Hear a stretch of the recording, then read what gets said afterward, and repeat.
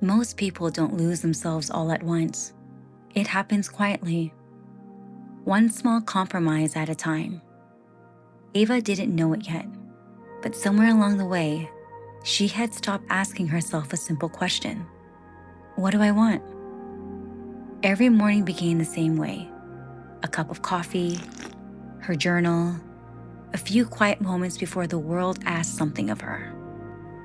It didn't happen because someone told her to stop being herself. It happened because, little by little, she stopped asking, where do you want to eat? I'm okay with anything. What movie should we watch? Whatever everyone else wants.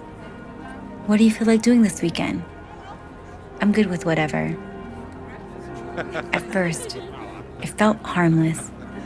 She told herself she was just being easygoing, flexible, low maintenance, the kind of person everyone liked being around. So she kept saying yes to restaurants she never would have chosen, movies she wasn't interested in, adventures that looked exciting in photos but never really felt like hers.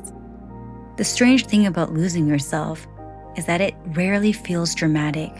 It usually feels polite. And every time she chose everyone else, she moved just a little further away from herself. The strange thing about losing yourself is that it rarely feels dramatic. There usually isn't one defining moment, no single decision that changes everything. Instead, it happens quietly. One compromise becomes another. One yes becomes a habit. One forgotten dream becomes a life you barely recognize. And because nothing feels broken, you never think to ask if something is missing. We tell ourselves, I'm just being easygoing. I'm just keeping the peace. It's not a big deal. Until one day, someone asks you a simple question. What do you want? And you realize you don't know anymore. Sometimes, finding yourself doesn't begin with a grand decision.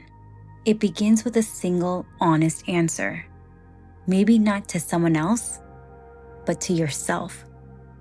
Before the world told you who to become, there was a version of you who was curious, creative, playful. Someone who didn't choose what made other people comfortable. They chose what made them feel alive. That version of you isn't gone. They've simply been waiting beneath the expectations, beneath the habits, beneath all the years you spent saying yes when you wanted to say something else. Sometimes, remembering yourself begins with remembering what once made you lose track of time. Not because you were trying to impress anyone, not because you were trying to be productive, but because it simply just made you happy. So ask yourself, what made you feel most like yourself before you started trying to become who everyone else needed you to be? Maybe that's where your way back begins. You don't find yourself overnight. You find yourself one small choice at a time. The first painting isn't perfect. The first trip doesn't solve everything. The first morning you choose yourself still feels unfamiliar. Because healing isn't becoming someone new. It's becoming someone you've missed. Slowly, your days begin to feel like they belong to you again. You stop asking, what will everyone else think? And you begin asking, what feels true to me? Little by little, you build a life that feels less impressive and more honest. Maybe happiness was never something you had to chase. Maybe it was simply waiting on the other side of your own permission.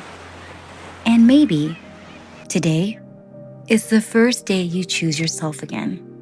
So, what do you want? This time, don't answer for anyone else.